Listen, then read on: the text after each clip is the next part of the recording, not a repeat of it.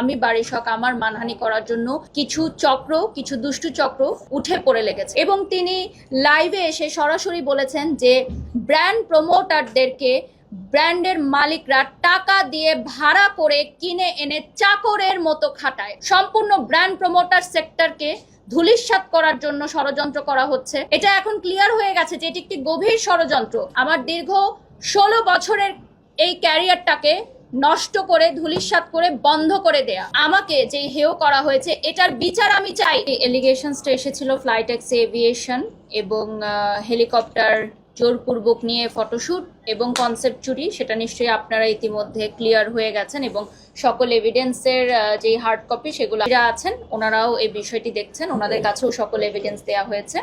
আমি আপনাদেরকে শুধু এটুকুই বলতে চাই, ইতিমধ্যে এটি ন্যাশনাল প্ল্যাটফর্মে এসেছে, অনেক সাংবাদিকরা নিউজ করেছেন এবং সোশ্যাল মিডিয়াতে আপনারা দেখেছেন রীতিমতো তোলপাড় সৃষ্টি হয়ে গেছে।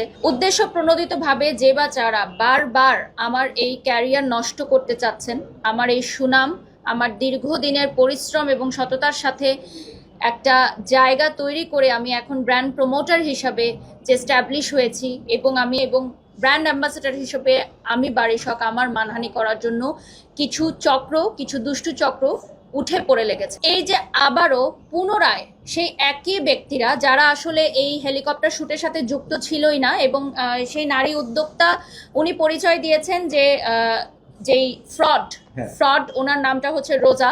আমি ওনাকে ফটোশুটের দিন ওনার সাথে আমার দেখাও হয়নি, কিন্তু প্রেস কনফারেন্সে মিথ্যা অভিযোগ দেওয়া হয়েছে যে আমি ওনার সাথে খারাপ ব্যবহার করেছি। যেই মানুষটার সাথে আমার দেখা হয়নি এবং ওখানে 2 জন সাংবাদিক উপস্থিত ছিলেন, আমি ঠিক জানি না ওনাদের নামটা, ওনারা নিজেরা রাজসাক্ষী যে আমার ওনার সাথে ওই দিন ফটোশুটে দেখা হয়নি এবং রিপন সাহেবও ছিলেন ওখানে।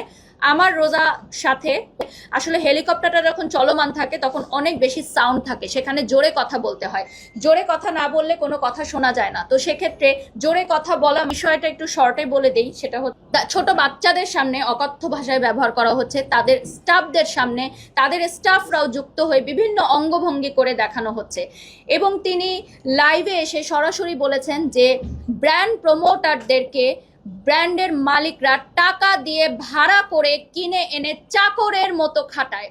চাকর শব্দটা তিনি উচ্চারণ করেছেন এবং বলেছেন যারা মডেল, যারা নায়িকা, যারা যারা ব্র্যান্ড প্রমোটার, তাদেরকে ভাড়া করে টাকা দিয়ে নিয়ে এসে চাকরের মতো খাটানো হয়।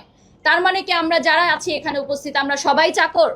যারা জব করছেন তারা সবাই বসের আন্ডারে চাকরের মতো খাচ্ছেন টাকার বিনিময়ে? আমার বাবা, আপনার মা, আমার বোন কোথাও না কোথাও চাকরের মতো খাচ্ছে। সকল নারী জাতিকে অপমান করা হয়েছে, সকল পুরুষ জাতিকে অপমান করা হয়েছে, বডি শেমিং করা হয়েছে। আমার জিমের ইনস্ট্রাক্টর সহকারে আমাদের অঙ্গভঙ্গিগুলো করে দেখানো হয়েছে। একজন মাকে বডি শেমিং হেয় করা হচ্ছে যাতে সেই সকল ব্র্যান্ডরা উঠে দাঁড়াতে না পারে, প্রমোশন না করাতে পারে।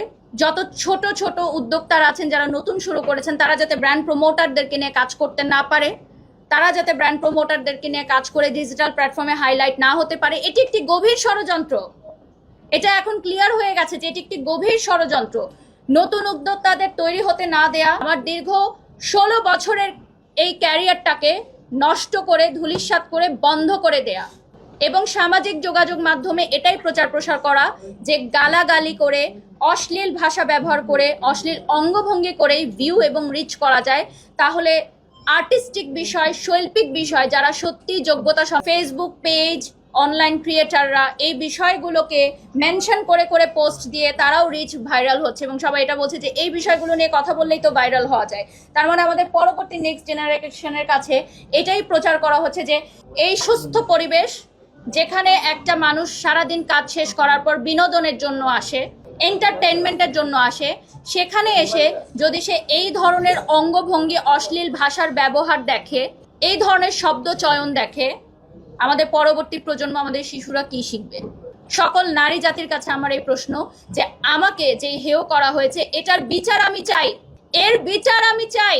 আমি আজকে শক্ত মনোভাবে আছি বলে, আমি এই ট্রমা কাটিয়ে উঠতে পারছি বলে আমার মতো আরেকটা মেয়ে পারবে এরকম না। কালকে আরেকজন চলে আসবে আরেকজনকে অপমান করতে, তখন সে পারবে? সে কি এই ট্রমা কাটিয়ে উঠতে পারবে?